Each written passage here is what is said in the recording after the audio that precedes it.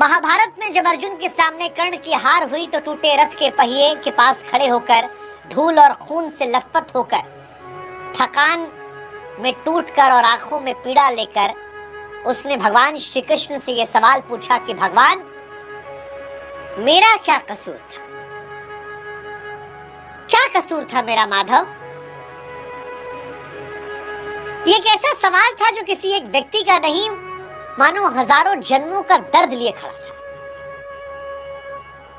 जब कर्ण ने पूछा कि बताइए माधव, मैं कहां गलत था, मैं किस बात का अपराधी था, मैंने ऐसा क्या किया था कि मेरी पूरी जिंदगी संघर्ष, ठुकराहट, अपमान की आग में बीत गई?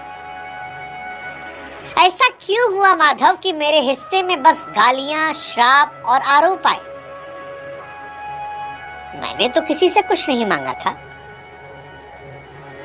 न माता से स्नेह, न गुरु से पक्षपात, न धन, न राज्य। मैंने युद्ध किया, दान किया, मित्रता निभाई, लेकिन इसके बावजूद जीवन के अंतिम क्षणों में भी दुनिया मुझे अपराधी कह रही है। क्यों माधव? क्या दोष था मेरा? कृष्ण कर्ण को देखकर खामोश रहे। भगवान कृष्ण उस व्यक्ति को देख रहे थे जो बाहर से तो कठोर था, लेकिन प्रतीत हो रहा था कि भीतर से टुकड़ों में बिखरा हुआ है। कृष्ण ने वर्षों से कर्ण को देखा था, उसकी महत्वाकांक्षा, उसकी पीड़ा, उसका संघर्ष, उसका गुस्सा, उसकी उदारता, एक ऐसा मिश्रण जो किसी मनुष्य को असाधारण भी बनाता है और दुखद भी बनाता है। कृष्ण जानते थे कि ये सवाल केवल शब्द नहीं है, ये किसी थके हुए योद्धा की आखिरी चीख है, एक ऐसी चीख जो शायद देवताओं तक भी नहीं पहुंची थी। उन्होंने शांत स्वर में कहा, कर्ण, तुम्हारा दोष नहीं था, पर चुनाव तुम्हारे थे और मनुष्य अपने चुनावों से ही अपनी कहानी लिखता है। भगवान श्री कृष्ण ने जैसे ही ये कहा, कर्ण की आंखें भर आई। कर्ण रोते हुए हंसा और कहा, कौन से चुनाव माधव?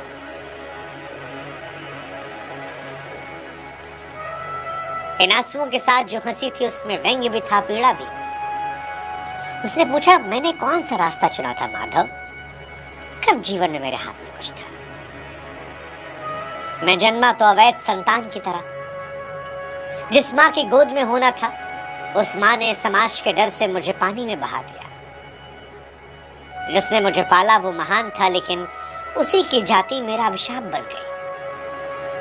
जब मैं दुनिया के सामने खड़ा हुआ तो मेरे कौशल से पहले मेरे खून की जांच हुई।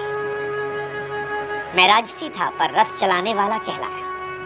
मैं क्षत्रिय का पुत्र था पर सूत का बेटा बना दिया गया। जब मैं सीखना चाहता था, बढ़ना चाहता था, तो लोग मेरे जन्म पर ताला लगा देते थे। जब मैं युद्ध में आया तो इंद्र ने मुझसे कुंडल कवच मांग लिया। अर्जुन के रथ पर हनुमान जी बैठे थे और टूटे हुए रथ पर मेरा वध करने अर्जुन चल पड़ा। अब बताइए, कहां था मेरे पास चुनाव? मेरा रास्ता तो उसी दिन बंद हो गया था जिस दिन मैं आंख खोलने के लिए तैयार नहीं था। भगवान कृष्ण की आंखें इन सवालों के बाद स्थिर थी, न नरम न कठोर, केवल सत्य का भार लिए खड़ी थी। कृष्ण कहते हैं कि दुनिया का निर्णय तुम्हारी नियति तय कर सकता है, पर तुम्हारे कर्म नहीं। तुम समाज के द्वारा ठुकराए गए, ये ठीक है, पर तुम उस ठुकराहट को अपने निर्णयों का आधार ना बनाते तो कौन सा नियम रोके रख सकता था? तुम चाहते तो उस समय सबसे ऊंचा धर्म बन सकते थे, पर तुमने क्या चुना? तुमने दुर्योधन को चुना। कृष्ण जैसे ही ये कहते हैं, कर्ण कहता है कि माधव, मैंने दुर्योधन को चुना? नहीं माधव, मैंने नहीं, दुर्योधन ने चुना। वो एकमात्र था जिसने मुझे मेरे जन्म से परे देखा। उसने कहा कि मैं राजा से कम नहीं हूं। उसने मुझे वो दिया जो दुनिया ने छीन लिया था, सम्मान।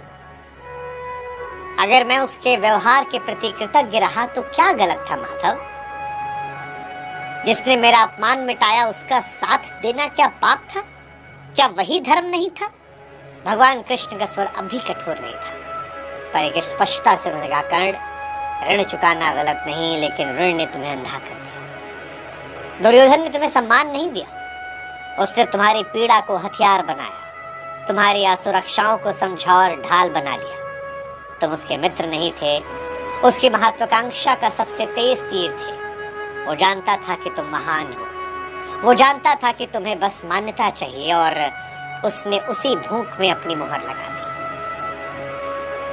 कर्ण की आंखों में चोट थी, लेकिन भीतर कहीं स्वीकार की एक हल्की सी लकीर थी। फिर वो धीरे से कहा, अगर दुर्योधन नहीं होता तो मैं कहाँ होता आज भी मुझे सूत कहकर समाज धकेल देता। उसने मुझे स्थान दिया, मुझे राज्य दिया, मुझे वो बनाया जो मैं हमेशा से बनना चाहता था। कृष्ण बोले कि उसी स्थान के बदले तुमने द्रौपदी का अपमान होते हुए देखा और तुम खामोश रहे। उसी राज्य के बदले तुम अधर्म को ढकने की कोशिश की। तुमने उसकी लड़ाई अपनी लड़ाई मानी, जबकि युद्ध उसकी महत्वाकांक्षा का था, तुम्हारे धर्म का नहीं। कृष्ण कहे कि कर्ण, तुम महान थे, पर तुम्हारी महानता सदा किसी और की सत्ता की दासी रही। तुम स्वतंत्र हो सकते थे, पर तुमने खुद अपने पैरों में दुर्योधन का बंधन डाल दिया। ये शब्द कर्ण की आत्मा में उतर गए। वो कुछ देर शांत रहा, फिर कहा कि माधव, लेकिन मैं दोषी कैसे हूं? मेरा जन्म मेरा अपराध था क्या? क्या मां का त्याग मेरा पाप था? क्या गुरुओं की उपेक्षा मेरी गलती थी? क्या अर्जुन को मिला आशीर्वाद और मुझे मिला श्राप किसी कर्म का फल थे? मेरा कवच कुंडल छीना जाना मेरी गलती थी, और आप कहते हैं चुनाव? इन सब में कहां चुनाव था? कृष्ण कहते हैं कि नहीं कर्ण, तुम्हारा दोष नहीं था, ये सब परीक्षा थी। पर परीक्षा में मनुष्य टूटेगा या तपेगा, ये वो चुनता है। अर्जुन और तुम दोनों महान थे, बस फर्क इतना था कि अर्जुन ने अपने भीतर की पीड़ाओं को शक्ति में बदला और तुमने अपने अन्याय को क्रोध में। क्रोध मनुष्य को अंधा कर देता है कर्ण, और अंधे होकर चुना गया मार्ग अगर चमकदार भी दिखे तो विनाश की तरफ ले जाता है।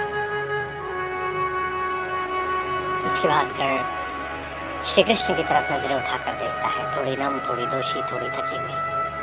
कहता है, फिर भी माधव बताइए ना, दोष क्या था मेरा? कृष्ण कहते हैं कि तुम्हारा दोष ये नहीं था कि तुम सूत पुत्र कहलाए। दोष ये था कि तुमने इस उपाधि को अपने स्वाभिमान से बड़ा बना लिया। दोष ये नहीं था कि समाज ने तुम्हें ठुकरा दिया। दोष ये था कि तुमने उस ठुकराहट को अपना धर्म बना लिया। दोष ये नहीं था कि दुर्योधन ने तुम्हें मित्र कहा। दोष ये था कि तुमने मित्रता के नाम पर न्याय को अनदेखा कर दिया। दोष ये नहीं था कर्ण कि तुमसे गलतियां हुई। दोष ये था कि तुमने उन्हें भाग्य कहकर स्वीकार कर लिया, सुधारने की कोशिश नहीं की। और ये सबसे बड़ा दोष था कि तुमने जीवन भर अपने घावों को देखा, पर अपनी प्रकाशवता को कभी नहीं देखा। तुमने खुद को कभी क्षमा नहीं किया। कर्ण खामोश रहता है, मानो भीतर कोई पुरानी दीवार पहली बार टूटने लगी हो। कृष्ण ने उसे कंधे पर हाथ रखा और कहा, कर्ण, तुम्हें लगता है कि तुम्हारी महानता किसी ने समझी नहीं, पर सच्चाई ये है कि तुम्हारी महानता उस दिन अमर हो गई जब तुमने कवच कुंडल दान कर दिए थे। तुम अर्जुन से श्रेष्ठ धनुर्धर बन सकते थे, तुम दुर्योधन से बड़े राजा बन सकते थे, तुम स्वयं अपने भाग्य से भी ऊपर उठ सकते थे, पर तुमने सदा अपना प्रकाश किसी और की छाया में मिटाने में खर्च कर दिया।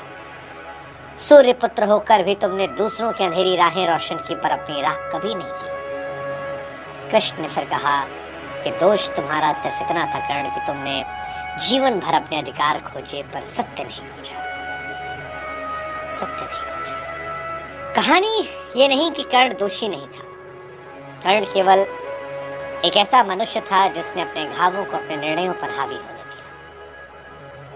आज कर्ण हर उस व्यक्ति का दर्पण है जो अपने जन्म को अभिशाप समझता है, जो अपने भीतर की महिमा को दुनिया की ठुकराहट में खो देता है। जब तक मनुष्य अपनी कीमत दूसरों की नजरों से तौलता रहेगा, वो कर्ण बनकर गिरेगा, बार बार बार बार। कर्ण आज भी एक इंसान की कहानी नहीं है, एक आईना है, दर्पण है, जिसमें हम सब हर रोज कहीं ना कहीं खुद को देखते हैं। क्योंकि हम में से हर वो व्यक्ति जो अपनी कीमत दुनिया से मांगता है, जो अपने घावों से अपनी पहचान बनाता है, जो दूसरों की परछाइयों में प्रकाश होता है, वो कर्ण है। और कृष्ण का संदेश भी उतना सरल है। नियति जन्म देती है कर्ण, लेकिन आपके चुनाव भविष्य में आपका इतिहास लिखते हैं, वो आपके कर्मों को तय करते हैं। कर्ण का दोष सिर्फ इतना था, सिर्फ इतना। ये संवाद कृष्ण और कर्ण का आपको कैसा लगा? इससे क्या आप जीवन में सीखते हैं? आप कमेंट सेक्शन में बताइएगा।